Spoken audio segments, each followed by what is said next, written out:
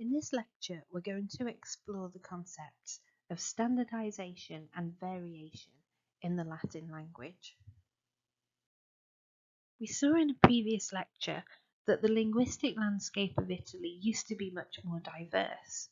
Latin was only spoken in a small area, while across the rest of the peninsula there was a sort of patchwork of other languages, some of which were more closely related to Latin, some less closely, and others not related at all, like Etruscan. Latin became the dominant language in its own area, and eventually across the rest of the peninsula too. This has a lot to do with the rise of Rome in a political sense, and of course the Latin language gained considerable traction and prestige as a result. Now, languages change over time, and you also get a lot of variation within what we might call a language, so different varieties spoken by different groups of people in different circumstances. Languages often develop to have a kind of standardized form. That is a form of language that some people in society have latched onto as somehow the standard to aspire to, perhaps because of its prestige or because of the particular group of people with whom it is associated. Standardization is usually understood as a process that has several stages. The first stage is selection. That is where the particular variety of language that is to become the standard is selected. Now, the motivations for that could vary, but a language of high prestige is obviously a good candidate.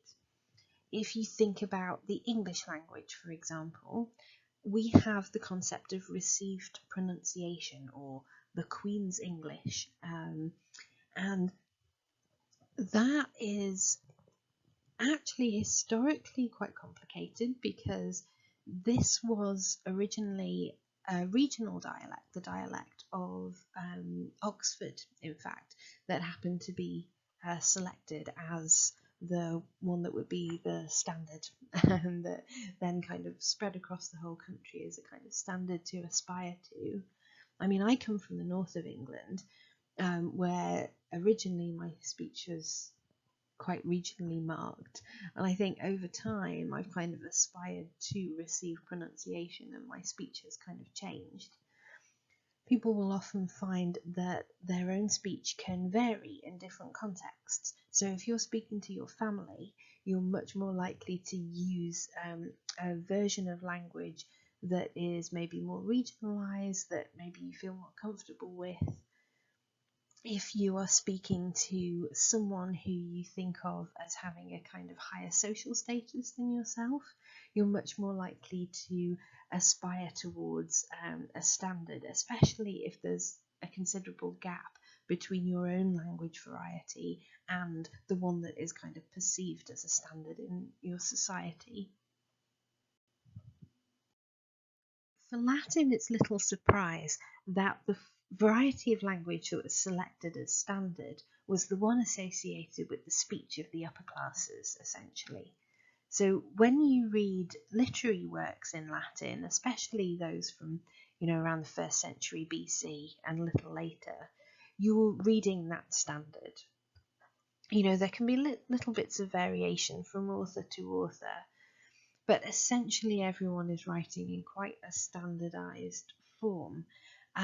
Here's a quote from Cicero, for example. Now, Cicero was quite interested in language himself, and he often writes about it. In this little excerpt, where you might want to pause the presentation to kind of have a look and figure out the quote for yourself, but in this excerpt, he is basically complaining about language change. So he says that he always used to use forms that he considered to be kind of more pure Latin, but more recently people have started using new pronunciations, and he's kind of given way to that, and he says he's kept his learning to himself. He's just sort of given way to these new pronunciations. We'll come back to these ones in a moment, in fact.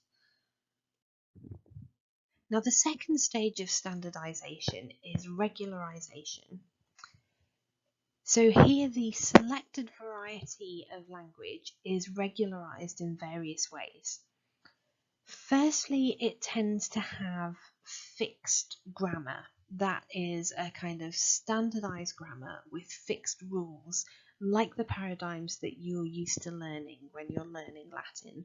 Those are the fixed grammatical paradigms of this standardized version of Latin.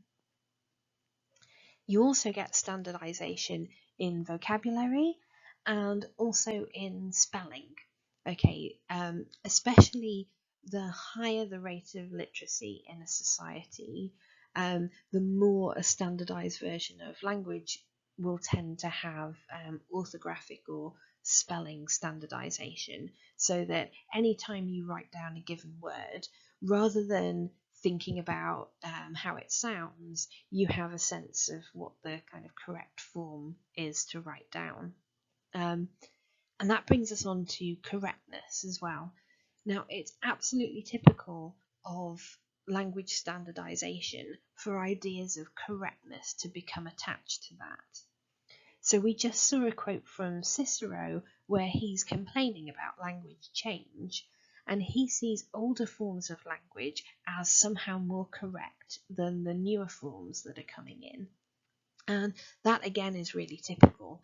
So this idea of correctness tends to be attached to kind of earlier forms of language or forms of language associated with prestige, and that is all part of the standardization process. Here is a nice quote from an anonymous manuscript of the 1st century BC, the Rhetorica ad Herennium. This is a very nice one for thinking about language standardization and correctness, because it has a focus on a very pure or correct form of Latin, which it calls Latinitas, so Latinity or Latinness. Okay, and it actually, in the first sentence here, we have Latinitas est quae sermonem purum conservat ab omni vitio remotum. Okay, so it is Latinity, Latinitas, which keeps the language pure and free from fault, let's say. So that is a really outstanding statement of the purity of correct Latin. The third stage of standardization is elaboration. Now, what do we mean by elaboration? Well, you could think of it as a sort of expansion of the uses of the standardized language. Now, that could mean that in some settings, the standardized language gains more complicated modes of expression. So legal language is a really good example, because that is a sphere of usage that demands very specific phrases and forms of language for very particular purposes. And these are ones that are not needed outside of legal language. They're just very specific to these purposes. Administration has its own kind of language. Politics. Scientific language is another good example where you need very specific terms to refer to very specific things. It's also worth thinking about the expansion of the range of uses in literature as well. Now, Latin literature followed a very similar model to what we see in Greek literature, where you have a development of different literary genres, different types of poetry, different types of drama, and so on. And each one of those also becomes associated with particular forms of speech that are seen as more appropriate to prose, to poetry, to drama. So again, we have an elaboration, which means that the standard itself can sort of have sub-varieties that are particular to different areas of usage. The fourth stage of standardisation is promulgation. That is the promotion of the use of the standardised language, so the way in which it's passed on, essentially. We saw in the regularisation stage that the standard language now has standardised grammar, standardised spelling, and there are ideas about the correctness of the standard form in relation to other varieties of language, which will still exist alongside the standard language, but the standardised form is the one that is being promoted. Okay, so that could be through teaching, is probably the most obvious. So that's the way that new generations are trained, or that new speakers of this standard form are trained. Elocution lessons are a nice example because there is going to be a kind of correct pronunciation associated with the standard language. And when we think of the correctness associated with the standard, we also have the reverse of that, that is stigma attached to non-standard forms. So people thinking that if you're not using standard pronunciation, standard words, then you are kind of showing yourself to be a speaker of a lesser variety. Now, the wider Roman Empire didn't have an aggressive language policy. I mean, we often think of languages as dying out, almost being killed off by a sort of aggressively expanding language. That's not quite the case. I mean, the way that language death works is a bit more complicated than that. In the Roman Empire, in the eastern half of the empire, where the Greek language was in use in a lot of different places, not only Greece but also areas like Egypt, which is really important to the Roman Empire, those areas remained essentially Greek speaking. They were administered in Greek largely. The Romans did not force Latin language on those places. In the West, however, Latin was often coming into contact with languages that weren't written down, that had speakers who often may have wanted to start learning Latin, in fact. And the way in which Latin sort of took over in Western Europe, even Northern Europe, parts of Northern Europe, was not, again, an aggressive language policy, but since Latin was an official administrative language and the language used by the military, when sort of conquering or occupying those areas, it, I suppose, became obvious to locals that this was a useful language to know and to use. Now, I mentioned before that language changes over time, and that's inevitable. The standardized form of a language will tend to kind of preserve a certain form and then kind of keep it artificially preserved for a time. Now, the form of Latin language that you read in your literary texts, that is the standardized version, but we have lots of evidence for other varieties of Latin and earlier varieties of Latin from inscriptions. And if we compare those earlier inscriptions, we can often see ways in which pronunciation and spelling were standardized over time. Here is an earlier Latin inscription that has some differences from what you might be used to reading in your literary texts. There are a few obvious differences in this inscription from what you're used to reading in your literary texts. So where you would usually see AE written, it would have been spelt AI. For what is later a U, as in uno in the third line, it's spelt with an OI, so oino rather than uno. You see what is later a U written with an O. Also, sequences of ON and UN written with just an O. Now, the reason for that is that the N phoneme becomes quite weak at an early stage. And so you get spellings like in the second line, kosol and kesol for what we later know as consul and kensor. Now, when you see an official inscription or a coin with a word like consul on it, what you'll see is that the official abbreviation, even in later Latin, is COS. And that goes back to this earlier stage of Latin when that N had become weak. And the vowel before it had become sort of nasalized, so something like consul rather than consul with the N kind of pronounced in full, as it were.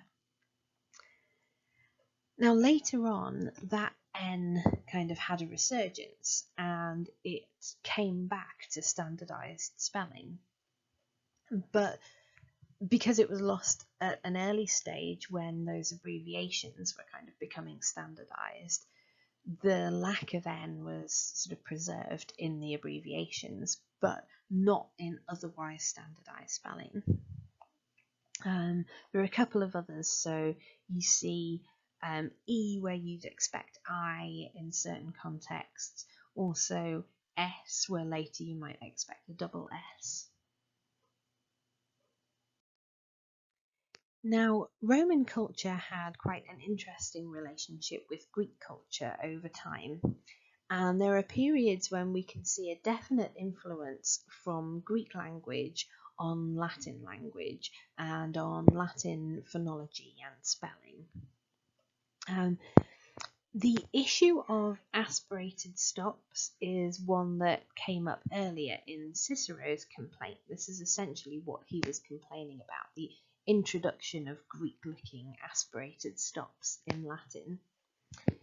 So the issue is essentially that Greek had both unaspirated and aspirated stops, whereas Latin only had unaspirated stops. Okay, so in Greek, for example, what is represented by pi is actually unaspirated, a p sound. But what is represented by phi is an aspirated stop, a p sound. So you can see in the word purpura that you have here both the pi and the phi in Greek, which represent an unaspirated p and an aspirated p, respectively. Now, in earlier Latin, that was borrowed and written just with p's, because Latin doesn't have in the alphabet a separate way of representing the p sound, the aspirated sound. So you get purpura in Latin. However, as time went on, Latin developed a way of representing the p sound with what we call a digraph, that is two letters to represent one sound. So the ph in Philippus is just that, it's a representation of this aspirated p sound in a Greek name borrowed into Latin or transcribed in Latin. So you can understand how Latin may have needed a way to transcribe Greek words in a way that represented their pronunciation. However, later on you then start to see native Latin words with these digraphs, like a ph or a ch for p or for k, turning up in native Latin words. Okay, so triumpus and pulcher are two examples, and this is exactly what Cicero was complaining about. So he remembered a time when it was always triumpus without any h in it, and he was complaining about these new kind of Greek or Hellenized pronunciations of these Latin words. Another example is the introduction of Z and Y in Latin spelling. Okay, now these are both letters that didn't exist in the sort of standardized Latin alphabet at first. The Greek letter zeta had been done away with at quite an early stage because Latin didn't have a sound that that required that letter. That's how Z, which, so if you know the Greek alphabet, then you know that zeta appears in 6th or 7th position in the sequence, depending on the variety of Greek alphabet. But in the sort of modern version of the Roman alphabet, Z appears at the end of the sequence, and that is because it sort of fell out of use and then got tacked on at the end. And Y represents a kind of reborrowing of upsilon. So originally, upsilon without a tail formed the basis for Latin U or V, so the single sign that was used to represent an U or a W sound. But upsilon with a tail was kind of reborrowed later on and was used to represent a more sort of Greek sound. So you get here a Latin word, lacrima, spelt in a much more Greek way, using both the CH for the aspirated stop and this Y as well. Now, the introduction of Greek-sounding forms in Latin actually caused some problems. So we already saw Cicero complaining about these aspirated stops. There could also be a kind of uncertainty. So variation continued within the Latin language. It's just that there was a standard and then there would be kind of other varieties. Now, as these kind of Greek sounding pronunciations became more standardized themselves over time, there could then be a kind of uncertainty about when you use them and when you don't. And there is a very nice poem by Catullus that raises this issue, Catullus 84. And he is talking about a man called Arius, who basically just doesn't know when to aspirate and when not to aspirate. So Catullus says, "Commoda dicebat, si quando commoda velet dicere, et insidias Arius hinsidias." So he would sort of put these H's in where they don't belong, even in a version of Latin that has kind of come to accept some of these aspirated consonants.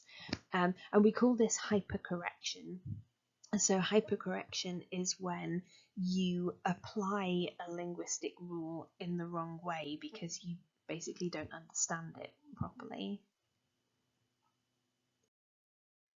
There are other nice pieces of anecdotal evidence for continuing variation in Latin. So as the standard has become established, as we said before, there's a sense of correctness. So you have to pronounce things in one way and not in another that is associated with a kind of lesser variety of Latin. Now, some varieties of Latin monophthongized the sequence ow into a long O. Okay, so monophthongization is where a diphthong turns into a monophthong. That is a kind of double vowel turns into a single vowel. So ow becomes O. Okay, and Suetonius has this lovely piece of evidence about the Emperor Vespasian. Now remember that Vespasian was not a native Roman. He actually came from Spain and spoke clearly a slightly different variety of Latin. And what Suetonius tells us is that his so Vespasian's consul, whose name was Florus, which naturally had this long O vowel in it, he used to admonish Vespasian for pronouncing plaustra as plostra, because that made him sound as if he wasn't speaking the standard variety of Latin, so it made him sound like he was speaking a kind of substandard variety. And kind of to tease him, Vespasian would call Florus Flaurus instead, as if he had also made that mistake in his name, which isn't the case. It's just a kind of funny pun. Continuing variation in Latin language is attested over the ages in epigraphic evidence. So when we look at inscriptions, so things that were written at the time, as opposed to literary texts which come to us via traditions of copying, we can actually see interesting bits of variation that tell us about differing pronunciations in different times in different places. So we can see lots of different variant forms if we look at inscriptions. When thinking about the issue of correctness, one of my favourite pieces of evidence is this tablet from Pompeii, which has a corrected scribal copy.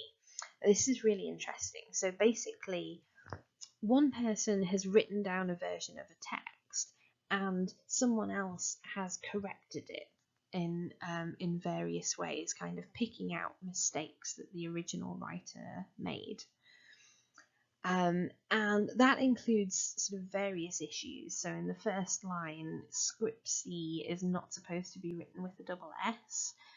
In the second line, hezuko should be written in a more Greek way. It's interesting that the correcting scribe has chosen this more Greek-looking way of writing that name.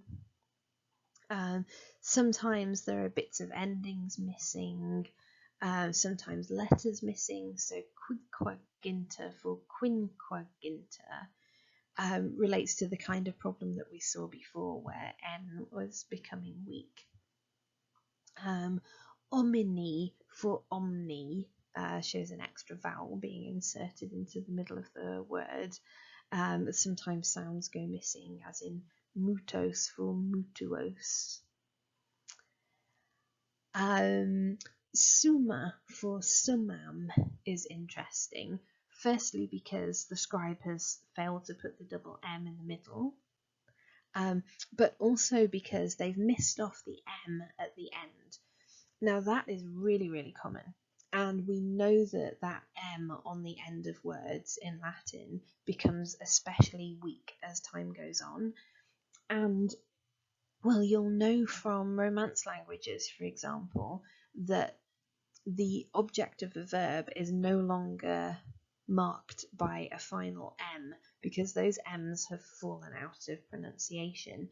And that actually leads to change in the case system as well. So you no longer have these accusatives marked with an M. And Romance languages have come up with different strategies for expressing the object of a verb when you can't mark it with the M that used to mark this case form. And there are a few other examples here as well. So dibby for diwi, perhaps by the time this was written, pronounced with a V sound. So what in classical Latin is a W later does become a V sound, as in vinum in Latin but vin in French, for example. It's worth mentioning that as well as standardisation in language and language change over time, we also see changes in the Latin alphabet over time and in Roman writing traditions. So The Latin alphabet was originally derived from probably Etruscan, which in turn was derived from the Greek alphabet, or a particular variety of the Greek alphabet. And early Latin inscriptions, which we've also seen in previous lectures, were sometimes written in ways that look quite different from classical Latin inscriptions. Here is the Forum inscription from the 6th century BC, for example. Now, this is actually written in boustrophodon, that is to say that the lines of text read in alternating directions. And there are some letter forms that look odd as well in comparison with later Latin. Eventually, there came to be a standardized version of the Latin alphabet. That was the one that basically is associated with the literary texts that you're reading, and is basically what you see in big monumental stone inscriptions of the imperial period of the Roman Empire. That is the standardized version of the Latin alphabet that we're used to thinking of. But even so, there were over time some attempts to reform the standardized alphabet in various ways, though they never really caught on. So one issue in Latin orthography is that there is no way in the Latin alphabet of distinguishing between long and short vowels. That can actually be problematic in Latin because those are different phonemes. Okay, so if you think of the letter A, that can represent both A and R. Okay, now think of the first declension. So puella and puellar, those are two different case forms, right? So that means that it's kind of a weakness of the Latin alphabet that it can't represent the distinction between those two. And you often have to judge it by context, or you have to scan a line of verse to work out whether the letter is long or short. Okay. Now, at some points, people were tempted to try and find a way of representing the length of a vowel. In the Res Gestae inscription, which commemorated the great deeds of Augustus, this is actually a text that you'll be reading for next year, and you may already have kind of started to look at it. In that inscription, the person kind of writing it has tried to mark out the long vowels in various ways. So you can see them highlighted in red here. The E in rerum, for example, has this what looks like an acute accent over the top of it. Now that is supposed to represent that the vowel is a long one. And the same is done with the A in the same line as well, to represent that this is an R, not an A sound. On the right, you can also see the word diwi, where the I's are just slightly taller than the other letters. That is what is known as the E longa in Latin, so a kind of tall I to represent that this is a long I sound, so E, not E. And here is a version of the text written out where you can see that what look like acute accents mark the places where the person writing the inscription has used these extra strokes to try and represent that you have a long vowel here. Or the E longa is kind of represented by a capital I. Another example of an attempt to reform the Latin alphabet is found in the Claudian letters, where the Emperor Claudius introduced these new letters to try to represent sounds that weren't well represented in the Latin alphabet. So the one that looks like a backwards C is to represent a ps sound. So that's actually a combination of two sounds, but is similar to an X, so x. So the idea would be that you can represent ps as well as representing x.